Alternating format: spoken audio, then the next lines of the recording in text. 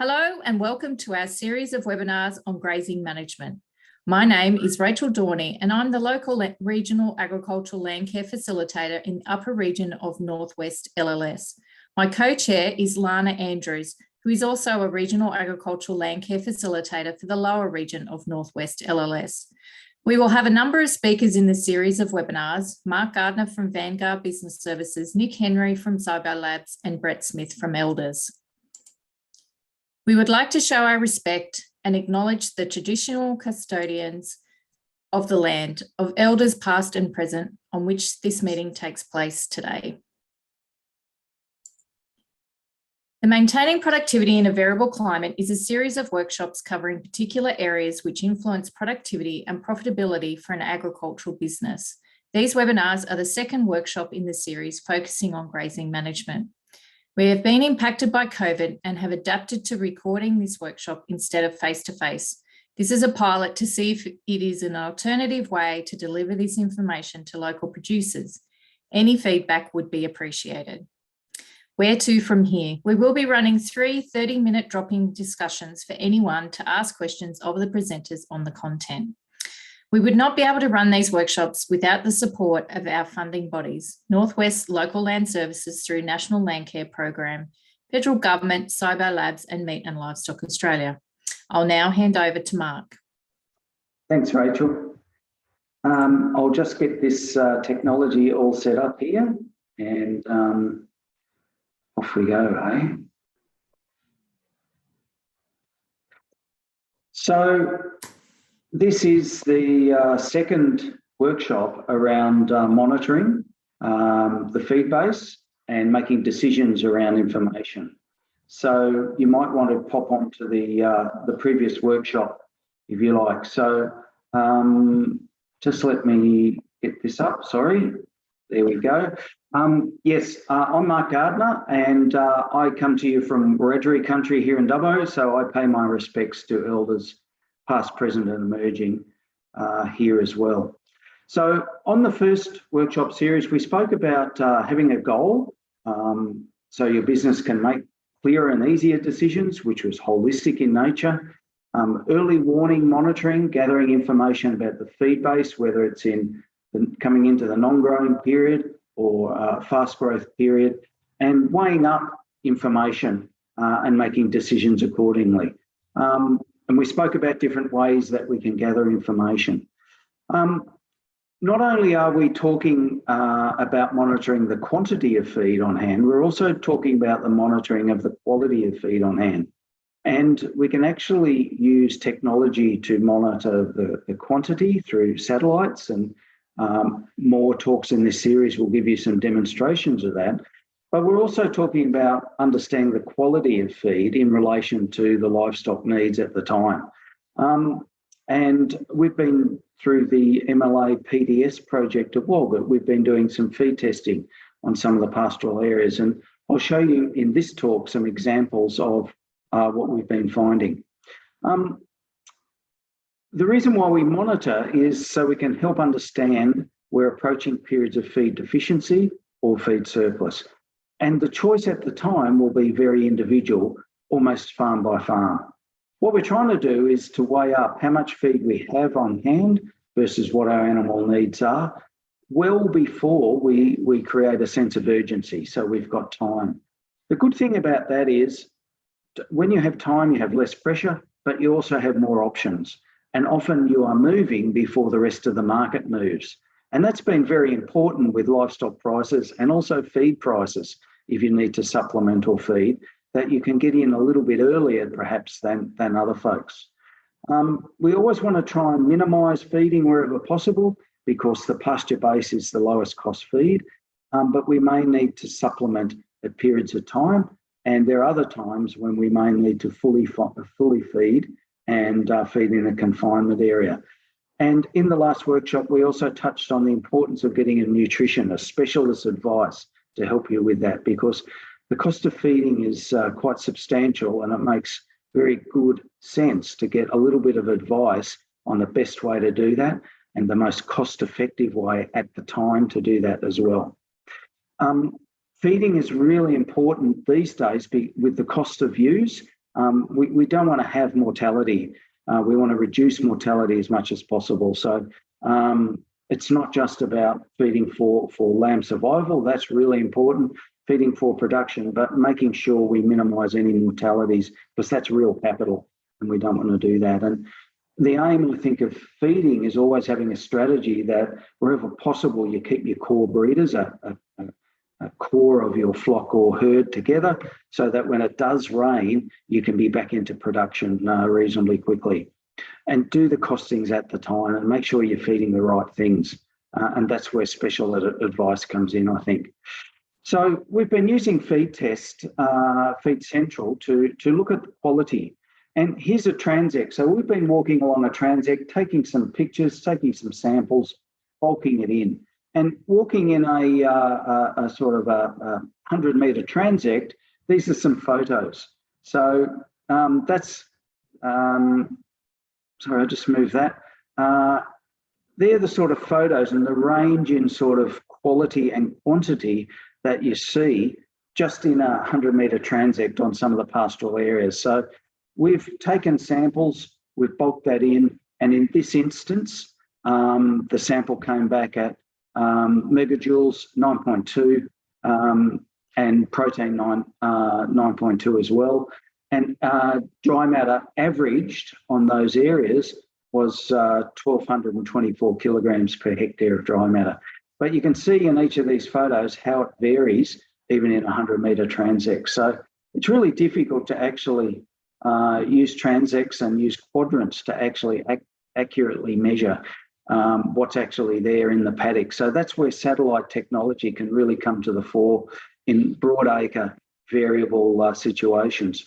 This is a typical example of a feed quality assessment that you get, and we've been using Feed Central in this trial, which has been funded by MLA. And what it gives you is an enormous amount of information, but particularly the big picture stuff about the energy, the protein and the digestibility of the feed.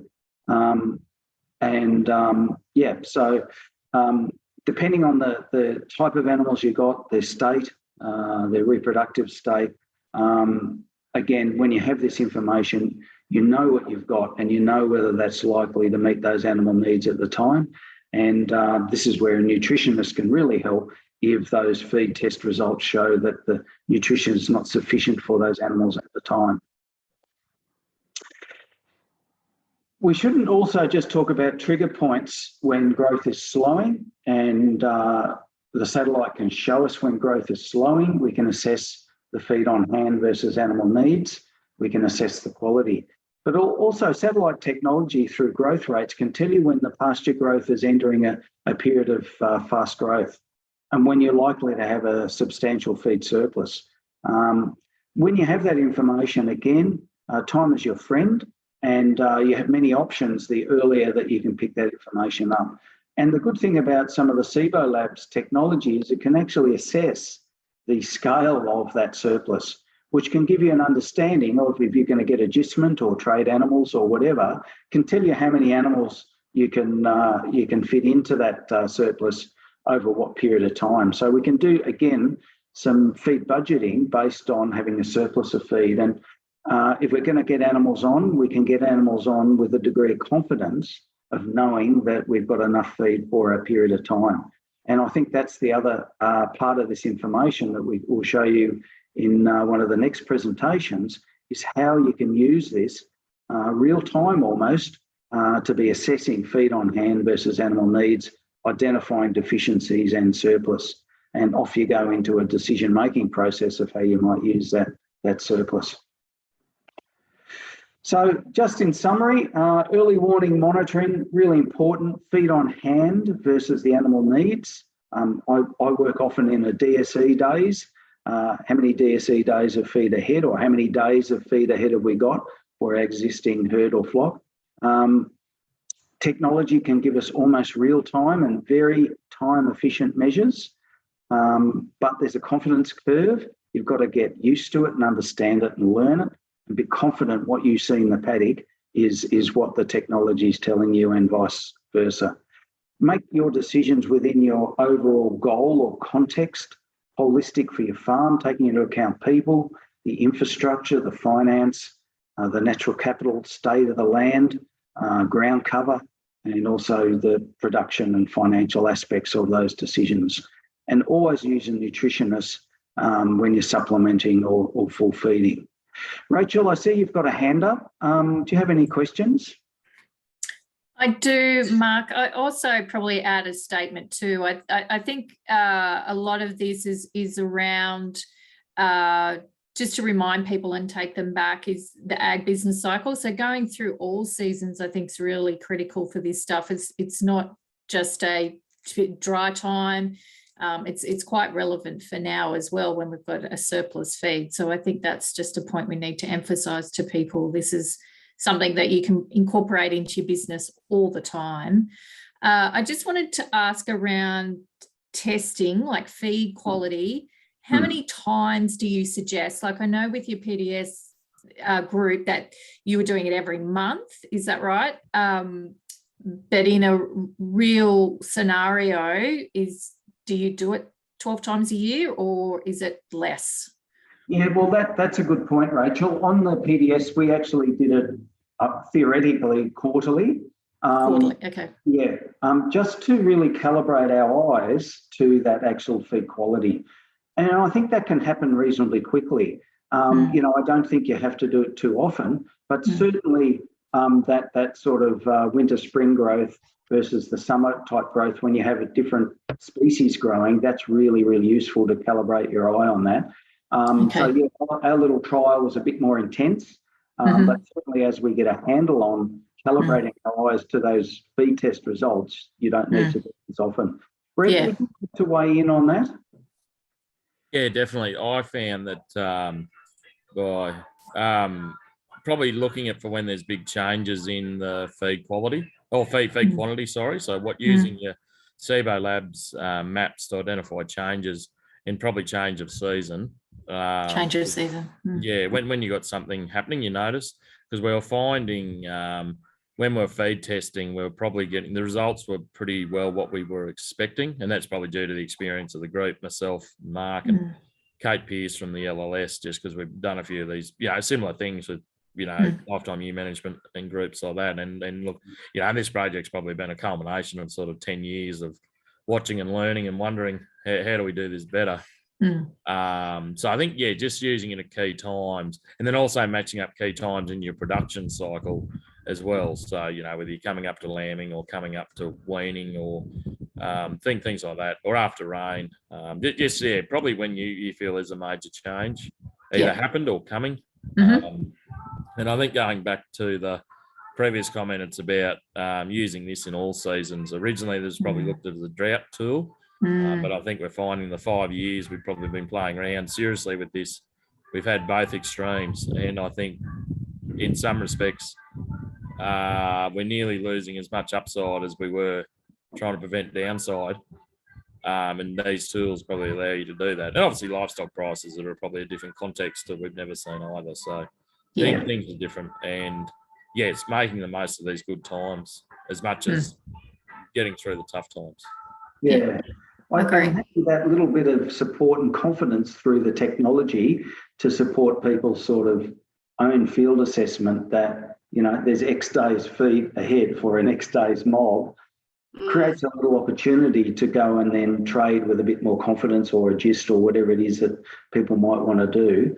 But also that the satellite can actually monitor how accurate your assessment was too. So, I think it really does help make decisions and confidence and help with that support around that measuring of the feed base. So that's an important thing. Lana, do you have any comments?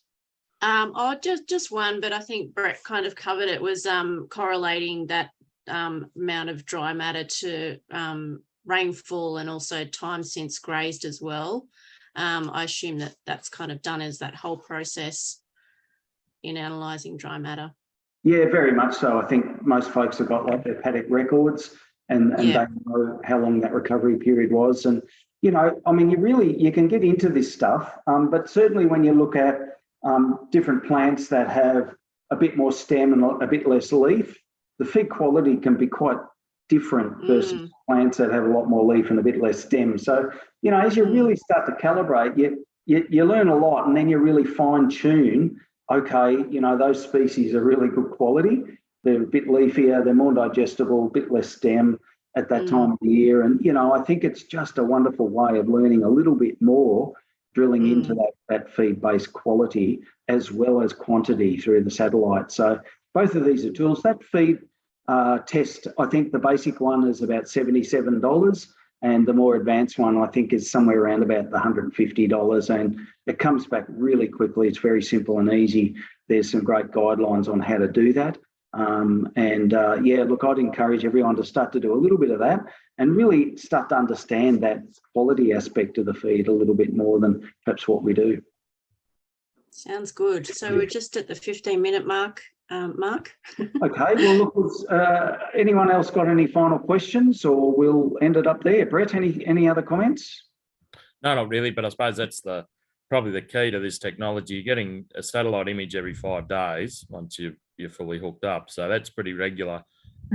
So you can pick up changes really quick, and obviously we always know weather changes and where our production cycle's up to, and then you're doing the feed test. It's, you know, you're getting results sort of, you know, if you can get it in the mail pretty quickly, sort of 3 days.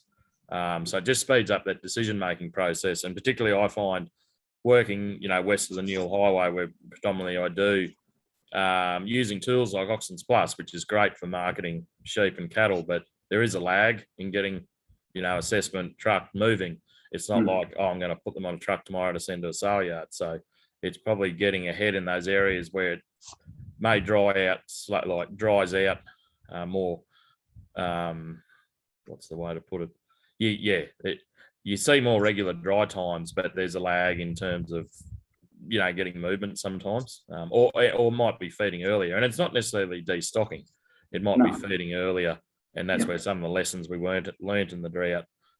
If you can start earlier, and particularly containment feeding and bringing ways in to monitor how your pastures are recovering while you're also feeding your livestock really well, sets things up. And just doing that in a more disciplined manner instead of it can get a bit chaotic. And we learnt that in 2019. We all pulled through, but yeah, it was a bit chaotic at the time. So yeah, that's right. Time is our friend. So if we have time on our side, it's a lot easier to make those decisions. And this information that we've been talking about allows us to get in a little bit earlier and get that first mover advantage. So yeah, well put, Brett.